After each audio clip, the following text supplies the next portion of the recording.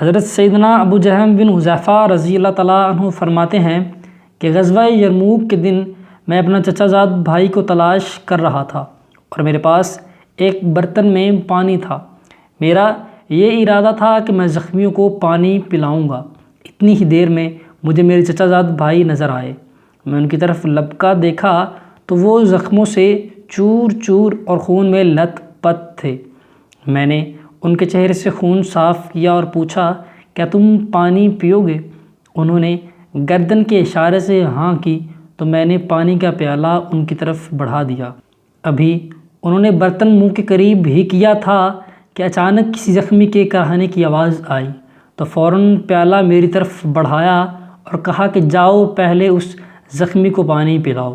میں دوڑ کر وہاں پہنچا تو دیکھا کہ حضرت سیدنا عمرو بن العاص رضی اللہ تعالیٰ عنہ کے بھائی حضرت سیدنا ہشام بن العاص رضی اللہ تعالیٰ عنہ تھے۔ میں نے ان سے پوچھا، کیا تم پانی پینا چاہتے ہو؟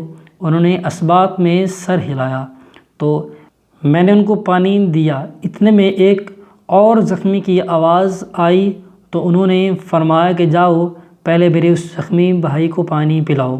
میں دوڑ کر وہاں پہنچا تو وہ جام شہادت نوش فرما چکے تھے۔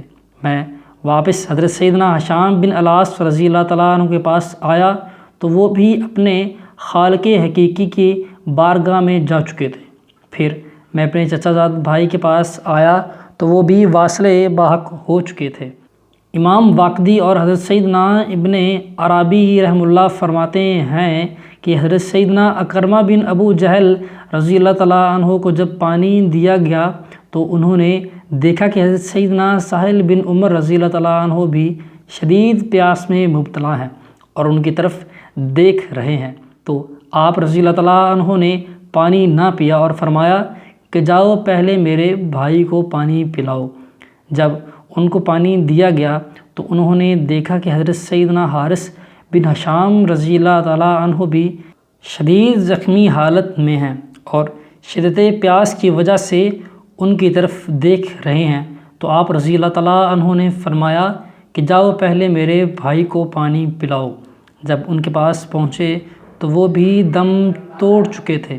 دوبارہ جب حضرت سیدنا سہل بن حارث اور حضرت سیدنا اکرمہ بن ابو جہل رضی اللہ تعالیٰ عنہما کے پاس گئے تو وہ بھی جام باحق ہو چکے تھے۔ حضرت سیدنا خالد بن ولید رضی اللہ تعالیٰ عنہ جب ان کے پاس سے گزرے تو ارشاد فرمایا کہ تم جیسے عظیم لوگوں پر میری جان قربان ہو، اللہ عز و جل کی ان پر رحمت ہو اور ان کے صدقے ہماری بھی مغفرت ہو، آمین۔